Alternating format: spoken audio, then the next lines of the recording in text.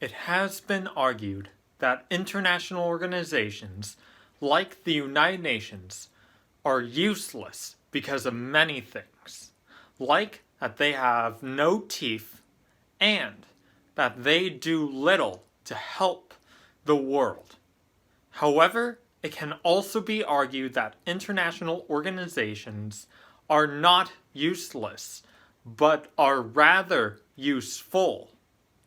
Let's explore into how international organizations are not useless. Hi, I'm Hugo, and I love researching into extraordinary topics. Before starting, I would like to simply say that this video, its script, and its research took over 5 months for me to create.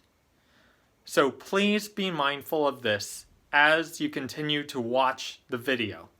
There are many international organizations in the world. For instance, National Geographic's resource library website titled International Organization says, many international organizations are intergovernmental. Intergovernmental organizations form as multiple governments form an international organization. There are more than 300 intergovernmental organizations around the world.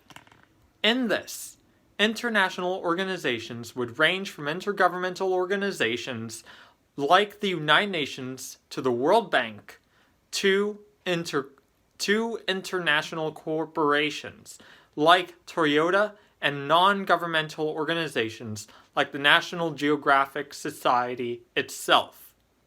However, due to time, I'm going to only be focusing on intergovernmental organizations like the United Nations, the European Union, and the Association of Southeast Asian Nations for this video. So, let's start with the United Nations.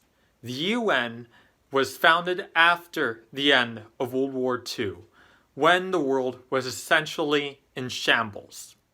For example, the UN website History of the United Nations says 4 months after the San Francisco conference ended, the United Nations officially began on 24 October 1945, when it came into existence after its charter had been ratified by China, France, the Soviet Union, the United Kingdom, the United States, and by a majority of other signatories. Now, more than 75 years later, the United Nations is still working to maintain international peace and security, give humanitarian assistance to those in need, protect human rights, and uphold international law. Furthermore, in another UN website titled History of the UN, although best known for peacekeeping, peace building, conflict prevention, and humanitarian assistance, there are many other ways the United Nations and its system, specialized agencies, funds, and programs affect our lives and make the world a better place. The organization works on a broad range of fundamental issues, from sustainable development, environment, and refugees protection, disaster relief, counterterrorism, disarmament, and non-proliferation, to promoting democracy, human rights, gender equality, and the advancement of women, governance, economic and social development, and international health, clearing landmines, expanding food production, and more, in order to achieve its goals and coordinate efforts for a safer world for this and future generations. In this, the UN has 4 main purposes, which are 1. To keep the world at peace, 2.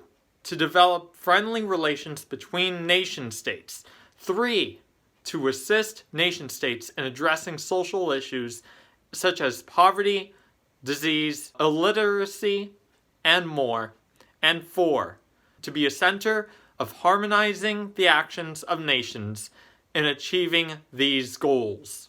The The UN's cohesive and complex structure allowed and continues to allow the UN to address many adversities across the planet and adapt to a variety of changes throughout its decades-long lifespan. The ability to pivot from one adversity, like human rights, to another, like sustainable development, displays the organization's resilience by showing that the UN is willing to achieve new goals, not to be stagnant in the face of adversity, and adapt to the changing world.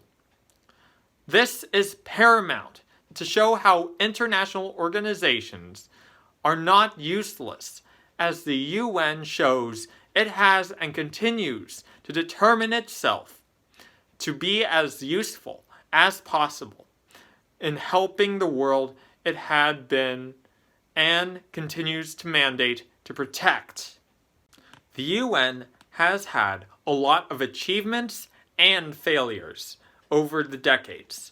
For example, a PBS NewsHour student handout PDF titled Student Handout Background on the United Nations says in a subheading titled Accomplishments of the United Nations. During its 60-year history, the UN has achieved many remarkable accomplishments in fulfilling its goals. The UN has peacefully negotiated 172 peace settlements that have ended regional conflicts and is created with participation in over 300 international treaties on topics as varied as human rights conventions to agreements on the use of outer space and the oceans. Furthermore, the UN gave aid to more than 30 million refugees fleeing conflict, persecution, and famine, worked with the World Health Organization and other UN-affiliated groups to eliminate the disease, smallpox, as well as are working on eradicating other diseases like AIDS, tuberculosis, and malaria all across the world.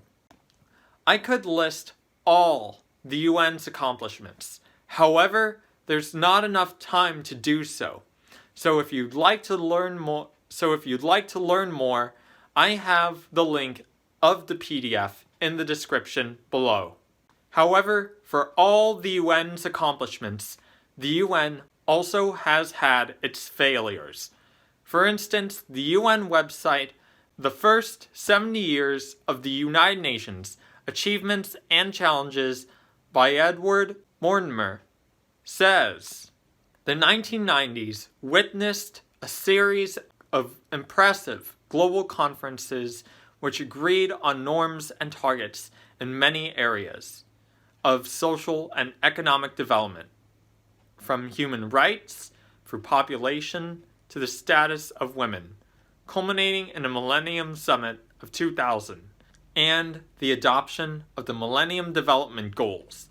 But in the peace and security domain, the record was much more mixed, as the collapse of the Soviet Union led to a unipolar moment in which the United States was increasingly reluctant to pay attention to the views of other powers.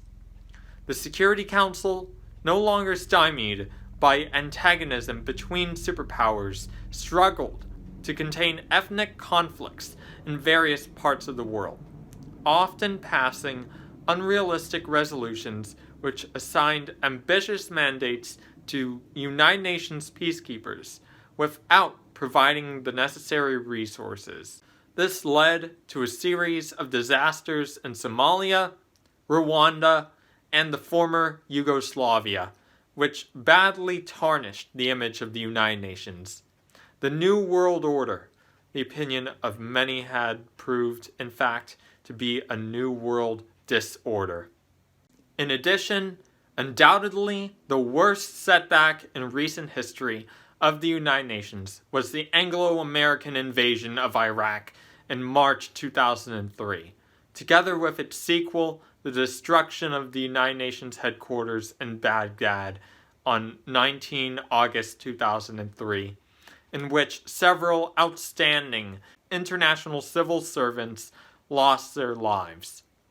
The decision of 2 permanent members of the Security Council to take military action without due authority, ignoring the views of their colleagues, and indeed the vast majority of states, has led not only to an ever-deepening crisis in the Middle East, characterized by venomous sectarian conflict, but also to lasting mistrust between the West and the rest, which, while not as structural or systemic as the Cold War, has brought about a similar inability to act decisively in crises where global powers take sharply differing views of local actors.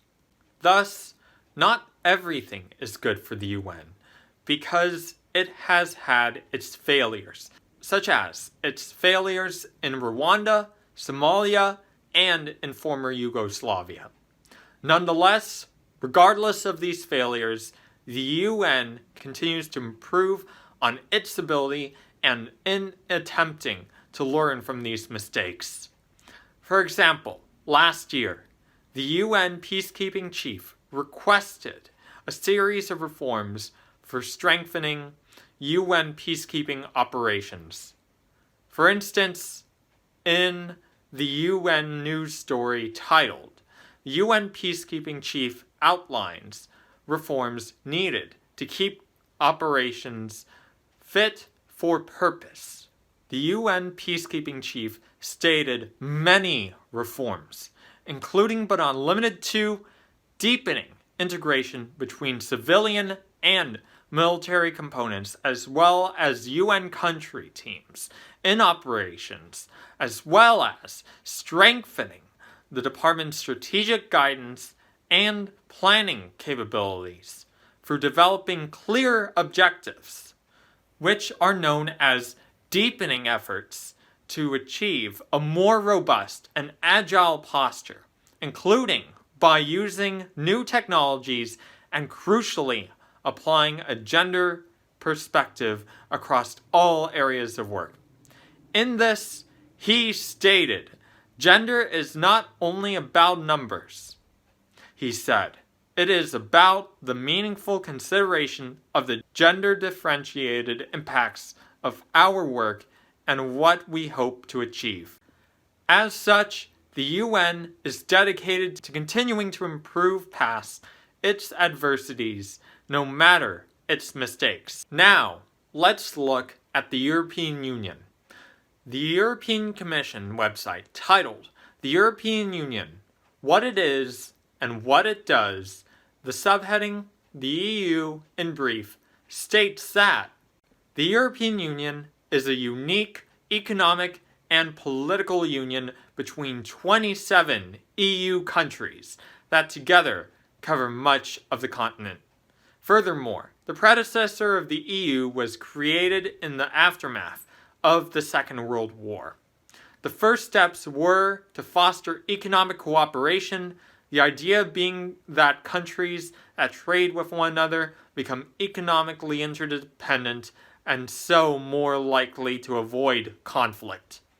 The result was the European Economic Community, or EEC, created in 1958, and initially increasing economic cooperation between 6 countries: Belgium, Germany, France, Italy, Luxembourg, and the Netherlands. Since then, 22 other members joined, and a huge single market, also known as the internal market, has been created and continues to develop toward its full potential. However, on the 31st of January 2020, the United Kingdom left the European Union. To add, according to the EU website, key European Union achievements and tangible benefits, the EU is currently the largest trading bloc in the world where free trade was one of the organization's founding principles. In this, the EU says, this is possible thanks to the single market. Beyond its borders, the EU is also committed to liberalizing world trade. In addition to this, the EU stands committed to providing humanitarian aid to over 120 million people every year, as well as plays an important role in diplomacy and working to foster peace, stability, and security, among other priorities internationally. If you'd like to know more, the links to the EU websites are in the description below. Nonetheless, the EU's firm foundation represents its resilience to overcome challenges, such as through preventing another major war in Europe. This elevated not just the EU's standing, but also elevated its own member nation states' standing through boosting economic prosperity on the continent and giving all the member states of the EU power to have a voice in the world. The upholding and in fact improvement of the EU's credibility in the world stage has given the EU and its members the ability to change, act, and take action on world, regional, and local issues in the global agenda. So, what are the EU's achievements and failures? How does the EU really support the world, or is the EU a scam in itself? I can't dive into everything, as the short answer is, it's complicated. But I shall give an overview over the facts.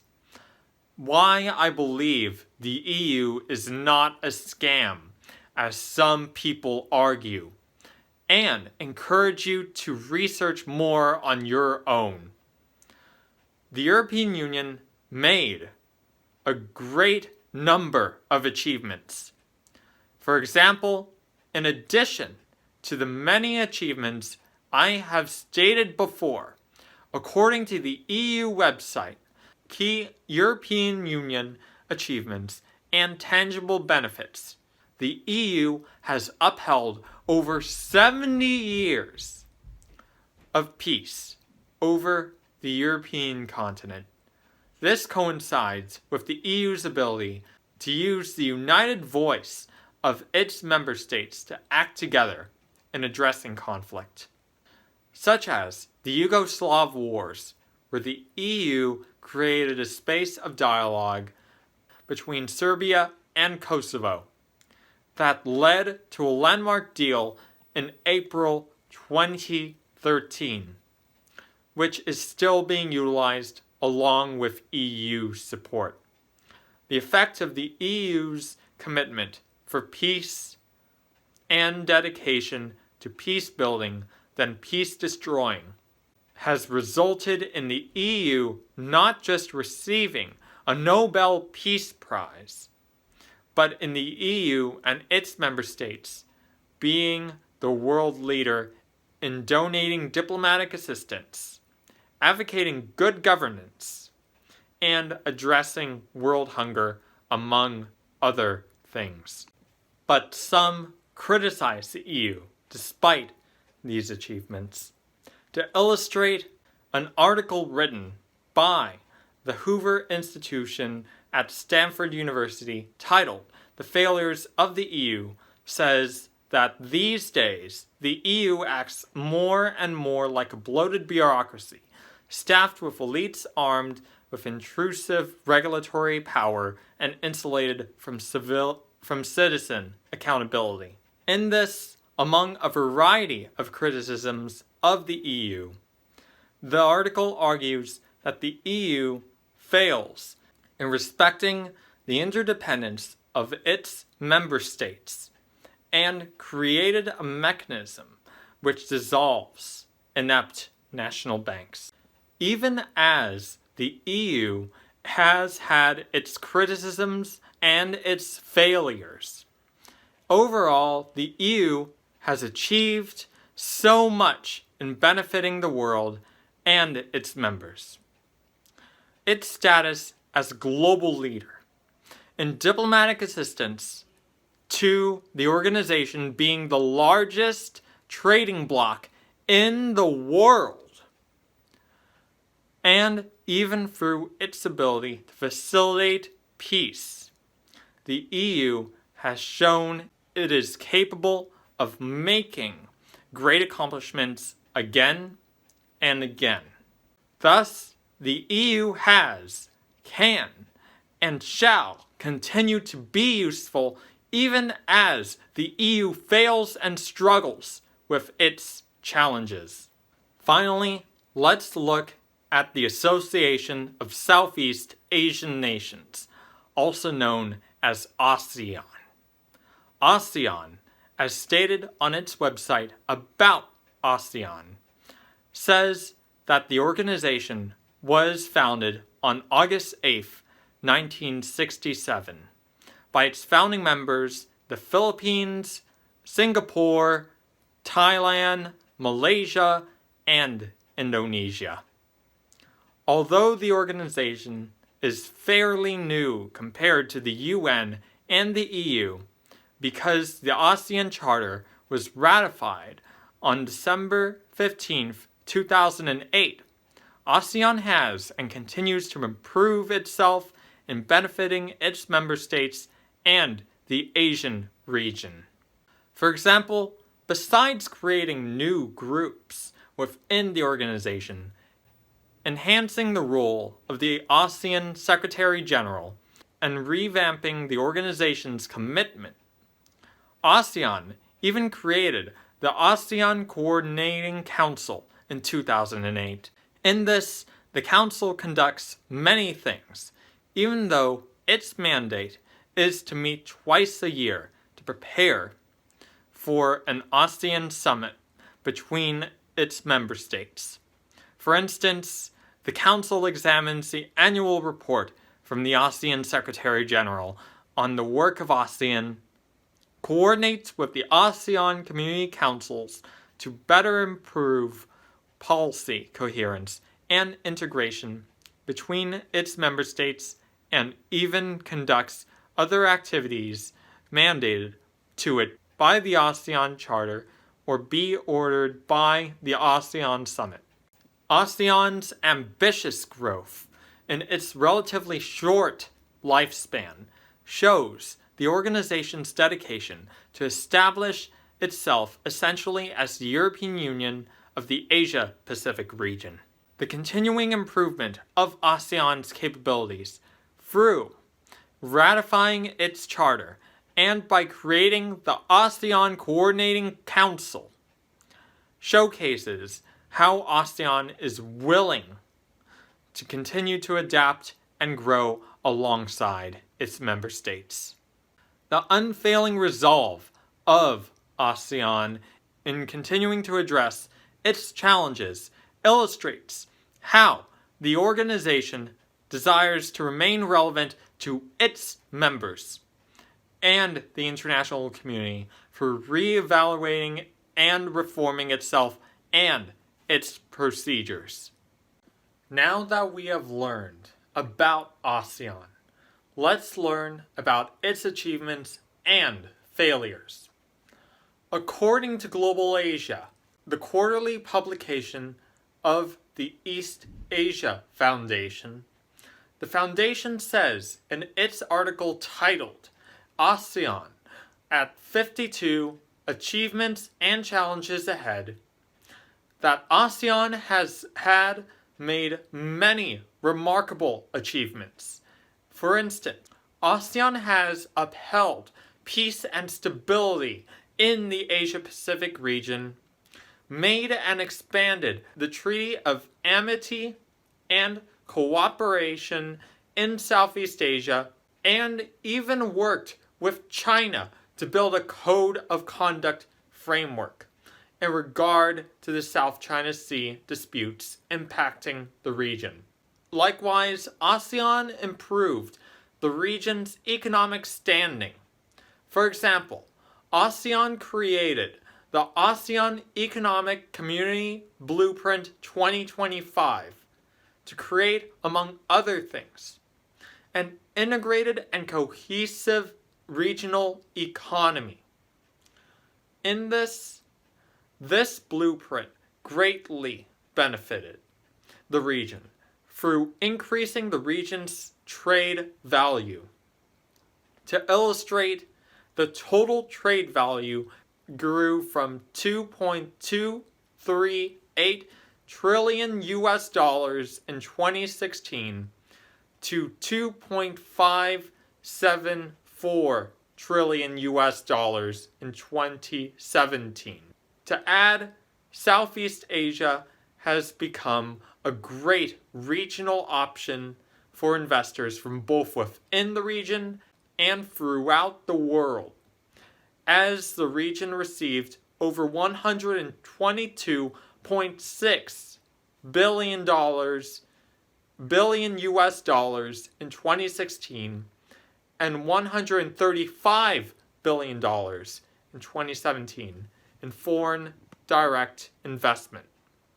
However, ASEAN has had its challenges as well. For instance, while China and the US are currently competing against each other in the South China Sea, Indonesia desires, among many things, to uphold ASEAN's regional influence and foster an environment to prevent war from happening between China and the US in the region. In this, Indonesia proposed an Indo-Pacific concept to ASEAN member states and urged and is continuing to urge talks regarding ASEAN's long-term presence in the region. Although Singapore didn't express its public support for the ASEAN Outlook Plan, all of the ASEAN member states, including Singapore and Indonesia, reached a consensus on the plan, which signified, among other things, the unity between ASEAN and its member states. To add, while the US and China are engaged and are currently engaging each other in a trade war, ASEAN and its partners, including Australia, New Zealand, and even Japan, recognize the trade war's uncertain impacts on the regional and global economy, which led them to want to conclude talks on the Regional Comprehensive Economic Partnership in 2019. In this, they agreed on 7 of the 20 chapters in the RCEP structure, even as economic talks between India and China stalled.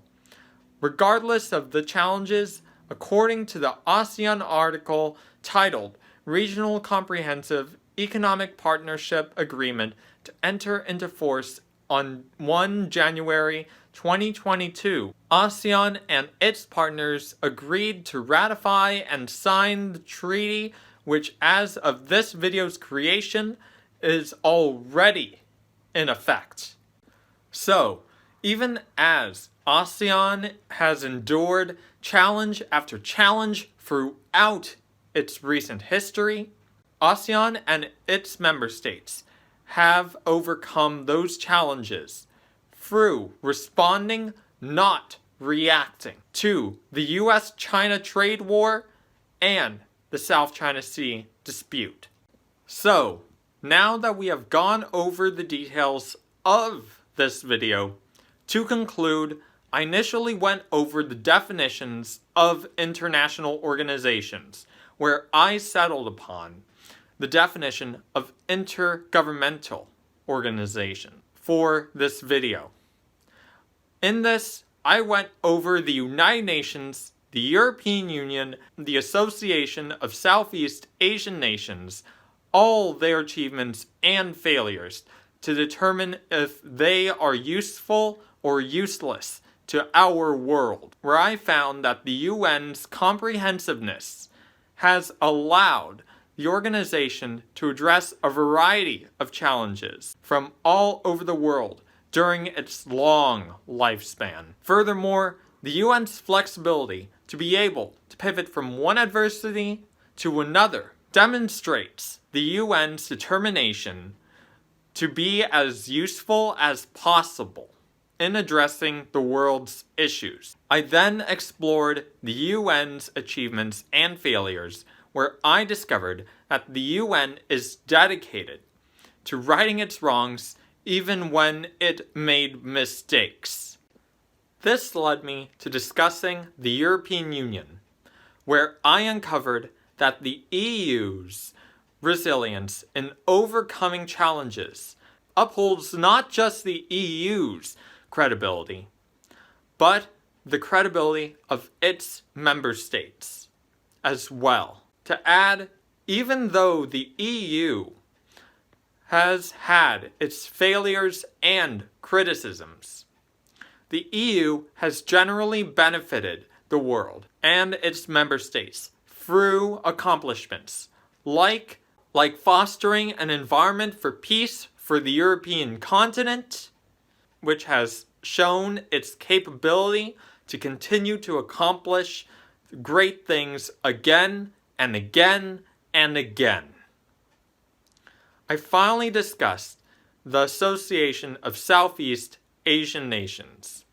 In that section, I discovered that ASEAN's rapid growth in its short lifespan represents, along with its decision to continue to improve its capabilities and address challenges, represents the deep desire by the organization to remain relevant on the world stage and to its members.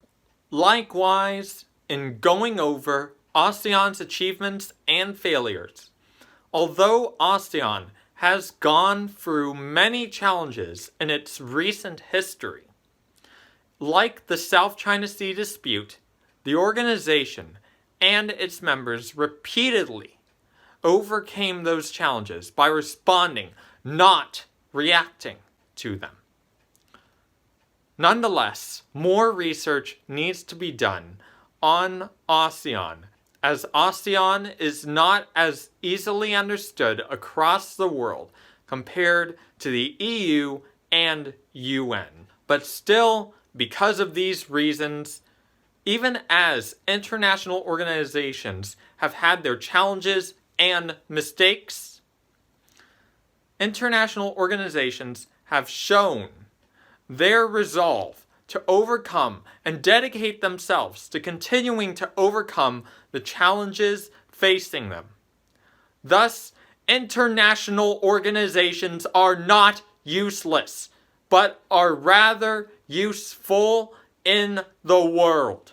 Thank you for watching my video. Merci et à bientôt.